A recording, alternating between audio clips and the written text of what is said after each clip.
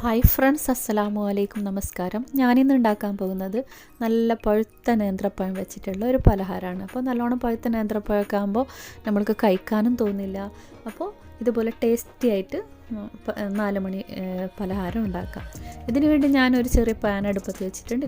ഇതിലേക്ക് 1 ടീസ്പൂൺ ഗീയും ചേർത്ത് കൊടുത്ത് കുറച്ച് കൂടുതൽ തന്നെ നട്ട്സ് ചെറിയ കഷ്ണങ്ങളാക്കിയ കാഷ്യൂ ഇതിലേക്ക് ഇട്ട് കൊടുത്തിട്ടുണ്ട്.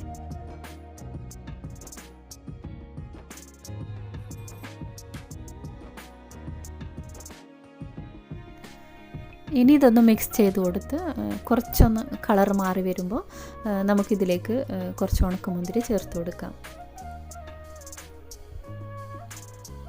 കണ്ടില്ലേ, കുറച്ച് കൂടുതൽ തന്നെ ഉണക്കമുന്തിരി ചേർത്ത് കൊടുത്തിട്ടുണ്ട്. പിന്നെ ഇതും കുറച്ചൊന്ന് മിക്സ് ചെയ്ത് കൊടുത്ത് നമുക്കടുത്തത് ഇതിലേക്ക് തേങ്ങ ചേർത്ത് കൊടുക്കുന്നുണ്ട്. ഏകദേശം ഒരു 4-5 ടേബിൾ സ്പൂൺ തേങ്ങ ചേർത്ത് കൊടുക്കാം.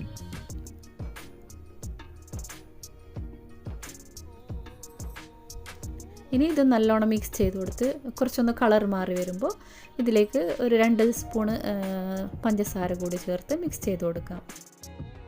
ഈ പഞ്ചസാര കൂടി മെൽട്ടായി വരുമ്പോൾ ഫ്ലെയിം ഓഫ് ചെയ്യാം. ഇനി ഇതാ വലിയൊരു ബൗളെടുത്ത് ഇതിലേക്ക് നല്ലോണം പഴുത്തൊരു നേന്ത്രപ്പഴത്തിൻ്റെ തൊലി കളഞ്ഞ് ഇതിലേക്ക് ഇട്ട് കൊടുക്കുന്നുണ്ട്. ഇനി ഇത് കൈവച്ച് തന്നെ നല്ലോണം മാഷ് ചെയ്തെടുക്കാം.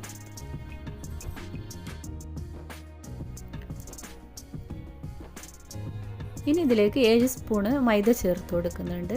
പിന്നെ ഒരു 1-1.5 ടേബിൾ സ്പൂണ് വെള്ളവും ചേർത്ത് നമുക്കിത് നല്ലോണം മിക്സ് ചെയ്തെടുക്കാം.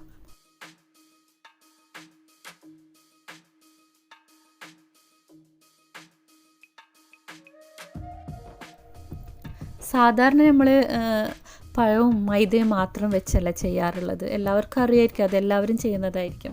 അപ്പോൾ തേങ്ങയും നട്ട്സും ഇതൊക്കെ ഇങ്ങനെ ചെയ്തപ്പോൾ എനിക്ക് ഒന്നുകൂടെ ടേസ്റ്റ് തോന്നി.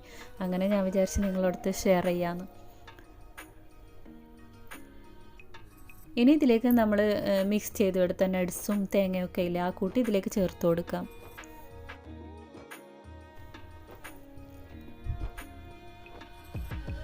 ഇനി ഇതെല്ലാം കൂടെ ഒന്ന് നല്ലോണം മിക്സ് ചെയ്തെടുക്കാം.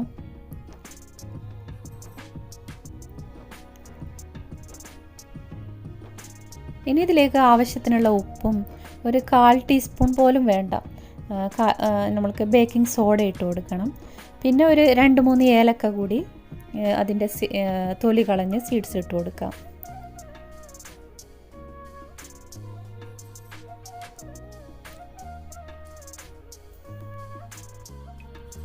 ഇനി ഇതൊന്നുകൂടെ മിക്സ് ചെയ്ത് കൊടുക്കണം. എനിക്കിത് കുറച്ചൊന്ന് കട്ടിയായി തോന്നുന്നുണ്ട്. അപ്പോൾ ഒരു 3-4 തുള്ളി വെള്ളം കൂടി ഞാൻ ചേർത്ത് കൊടുക്കുന്നുണ്ട്.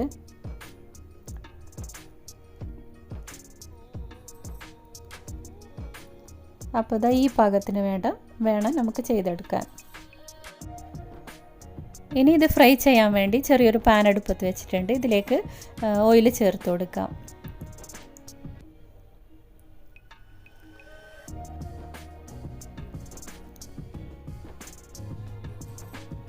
ഓയിൽ ചൂടായി വന്നിട്ടുണ്ട്. ഇനി ഇതിലേക്ക് കുറച്ചായിട്ട് ഇതിലേക്ക് ഇതുപോലെ നെള്ളിയിട്ട് കൊടുക്കാം.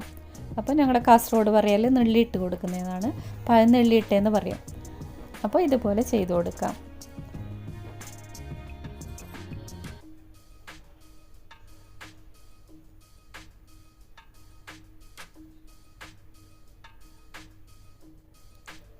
ഇതാ ഇതിൽ കൊള്ളുന്നത്ര ഞാൻ ഇട്ട് കൊടുത്തിട്ടുണ്ട്.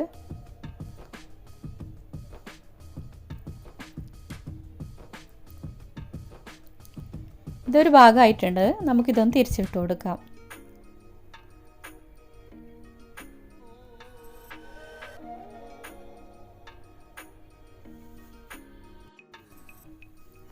അപ്പോൾ ഇതാ മുഴുവനും ഞാൻ തിരിച്ചിട്ട് കൊടുത്തിട്ടുണ്ട്.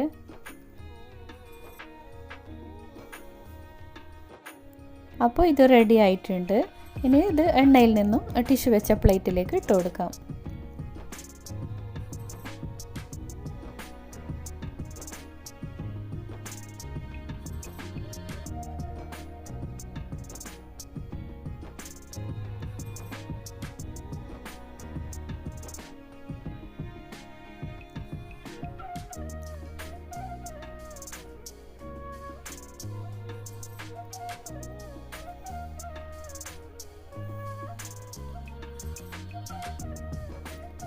അപ്പോൾ മുഴുവനും മാറ്റിയെടുത്തിട്ടുണ്ട്. ഇനി ബാക്കി വരുന്നത് ഇതുപോലെ തന്നെ നമുക്ക് ചുട്ടെടുക്കാം.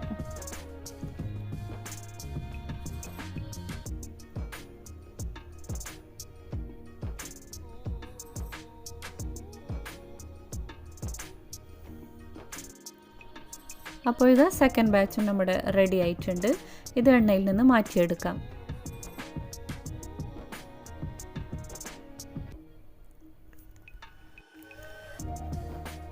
അപ്പോൾ ഇതാ പെട്ടെന്ന് റെഡിയാക്കാൻ പറ്റിയ 4 മണി പലഹാരം റെഡി ആയിട്ടുണ്ട്. വീഡിയോ ഇഷ്ടപ്പെടുകയാണെങ്കിൽ ലൈക്ക് ചെയ്യാനും ഷെയർ ചെയ്യാനും ഒന്നും മറക്കരുത്. സബ്സ്ക്രൈബ് ചെയ്യാതെ കാണുന്നവരുണ്ടെങ്കിൽ ഒന്ന് സബ്സ്ക്രൈബ് ചെയ്തേക്കണേ. ബെല്ലൈക്കൺ അമർത്താനും ഒന്നും മറക്കരുത്. Thank you for watching. Thank you.